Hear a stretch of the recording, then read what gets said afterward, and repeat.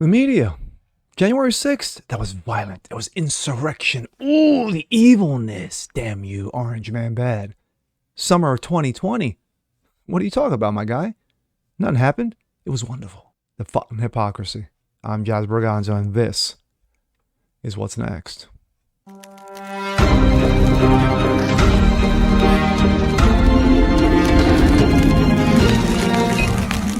Hey, what's up, everyone? Jazz Berganzo here, another episode of What's Next, your daily dose. Happy Thursday. Well, of course, the media continues their push and their ridiculousness and their nonsense in regarding how heinous and how dangerous the J6 was, how evil it was because of Orange Man Bad. But funny how dangerous that was, but back in way back in the summer of 2020, where it was the summer of love and $5 billion worth of damages, cops getting shot and killed, residents upended, stores getting looted and robbed, that was okay. What did you hear? Silence. Let's take a look. This comes out of Breitbart. MSNBC's Wallace. The right does not reject violence. In some instances, they cheer it. Yes, they cheer it on with the pom-poms. MSNBC's anchor Nicole Wallace said on Tuesday on her show Deadline, that nobody watches, that the right does not reject violence. Added, in some instances, they cheer it.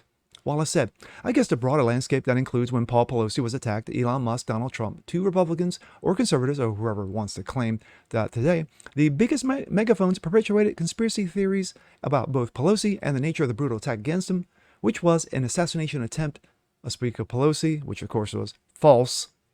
Who was in the presidential line? No one cares.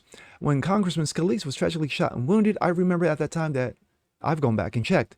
There was universal condemnation of political violence and genuine rejection at anyone who resort to it. That doesn't happen on the right. Full stop. They don't reject violence. In some instances, they cheer it. In many instances, they instigate it. Let's hear from the clown show.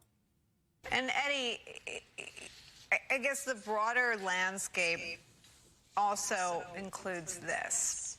When Paul Pelosi was attacked, Elon Musk and Donald Trump, two Republicans or conservatives or whoever wants to claim them today, with the biggest megaphones, perpetrated conspiracy theories about both Paul Pelosi and the nature of the brutal attack against him, which was an assassination attempt against Speaker Pelosi, who was in the presidential line of succession.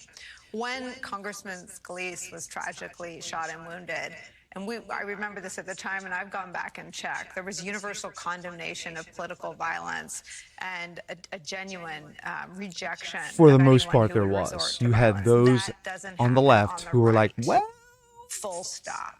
They he do brought it not upon reject himself. violence. In some instances, Look they it up. cheer it. In many instances, they instigate it. The evidence seems to suggest as much.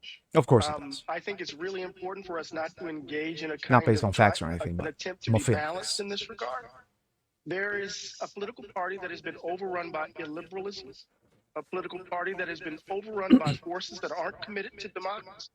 And I think at the heart of it, We are a republic is that there again. are Let me those who say that's for the believe that 10th current billionth political time. debate represents a kind of existential threat. The mayor of Albuquerque put it very clearly. He said, what happens when reasoned disagreement morphs into violence?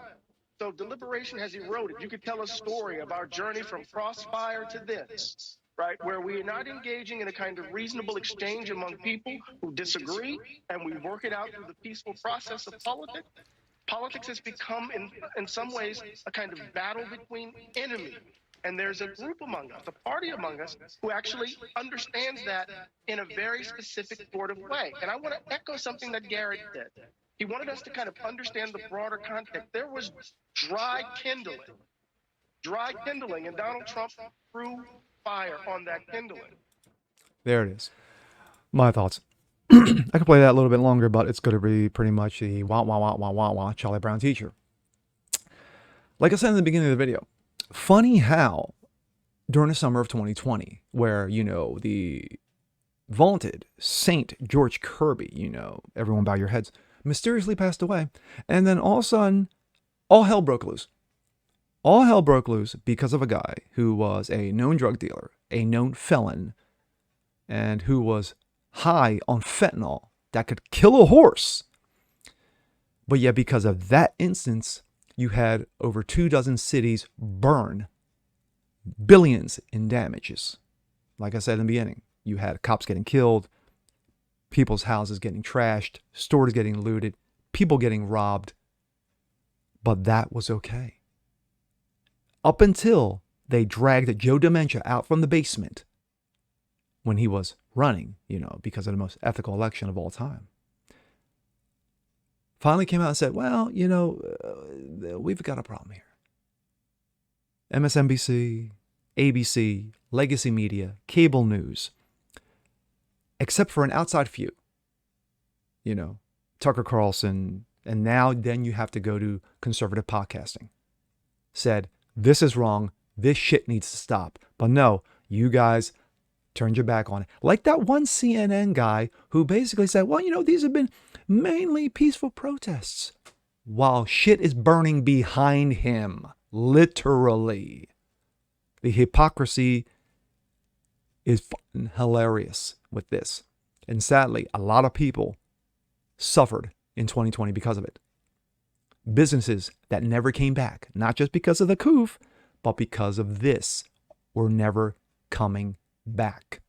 But yet, January 6th, Trump, Orange Man bad, so destructive, worse than 9/11, worse than Korea, worse than World War II, worse than any war that we were ever involved in, because of our democracy.